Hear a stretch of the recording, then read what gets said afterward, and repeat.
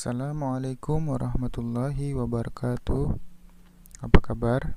Semoga kalian sehat selalu dan tetap semangat belajarnya ya. Alhamdulillah kita bisa bertemu lagi di mata pelajaran PPKN. Pada pertemuan kali ini kita akan membahas materi tentang dinamika perwujudan Pancasila sebagai dasar negara dan pandangan hidup bangsa. Untuk memahami materi kali ini, tentunya kalian harus senantiasa menjaga semangat belajar dengan tekun, disiplin, serta dapat mengamalkan nilai-nilai Pancasila dalam kehidupan sehari-hari. Pada materi kali ini, saya akan menjelaskan tentang penerapan Pancasila dari masa ke masa.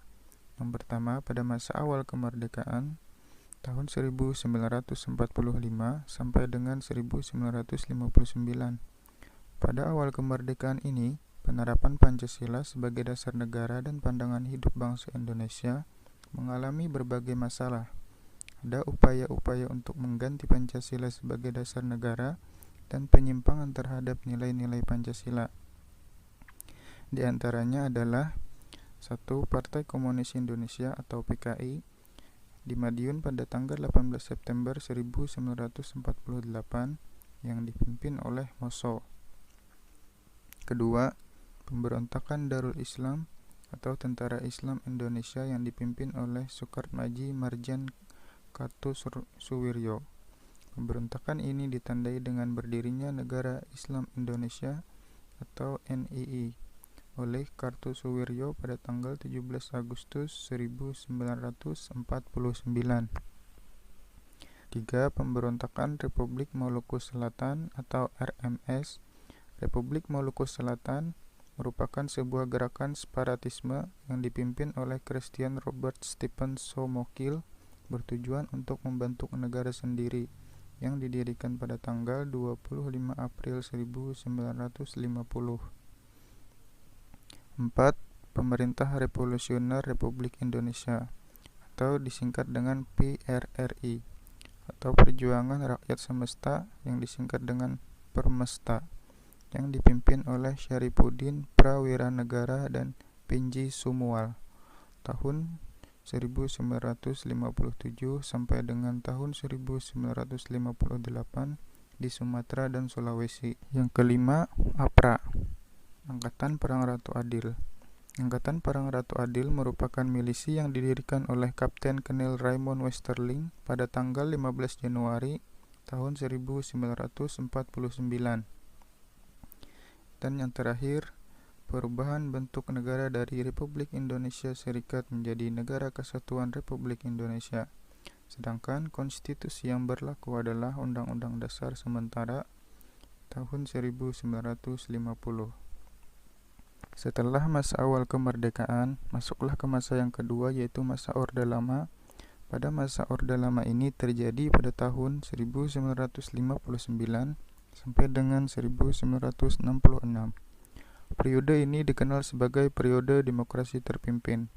Demokrasi terpimpin merupakan sebuah sistem demokrasi yang seluruh keputusan dan pemikiran dalam pemerintahan negara berpusat pada pemimpin negara.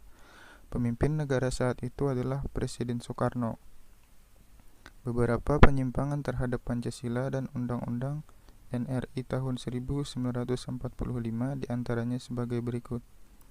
1. Presiden Soekarno ditetapkan sebagai Presiden seumur hidup berdasarkan TAP MPRS nomor 20 1963 yang menyebabkan kekuasaan Presiden semakin besar dan tidak terbatas. 2. Presiden mengeluarkan penetapan Presiden nomor 3 1960 tanggal 5 Maret tahun 1960 yang membubarkan DPR hasil pemilu tahun 1955.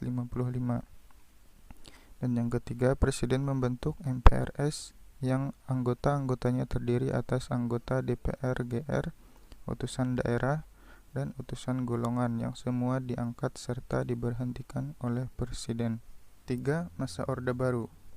Era baru dalam pemerintahan dimulai setelah melalui masa transisi yang singkat, yaitu antara tahun 1966 sampai dengan 1968, ketika Jenderal Soeharto dipilih menjadi Presiden Republik Indonesia. Era tersebut kemudian dikenal sebagai Orde Baru dengan konsep demokrasi Pancasila.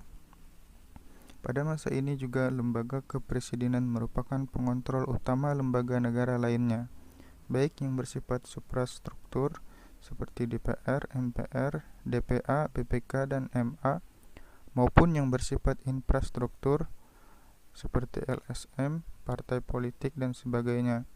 Pada masa ini pula kebebasan berpolitik dibatasi dengan jumlah partai politik yang terbatas pada 3 partai saja, yaitu Partai Persatuan Pembangunan, Golongan Karya, dan Partai Demokrasi Indonesia. Masa yang keempat ialah masa reformasi, yaitu pada tahun 1998 sampai dengan sekarang. Pada masa reformasi, penerapan Pancasila sebagai dasar negara terus-menerus menghadapi berbagai tantangan.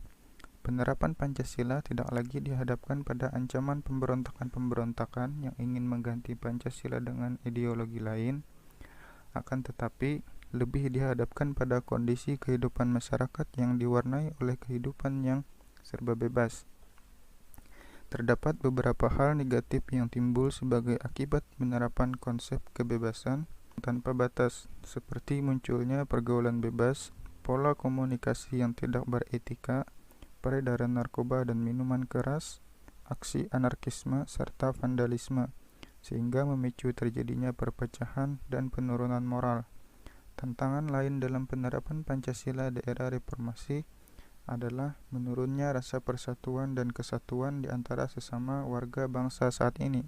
Kesimpulannya adalah bahwa penerapan Pancasila dari masa ke masa memiliki tantangan dan masalah yang berbeda-beda pada setiap masanya.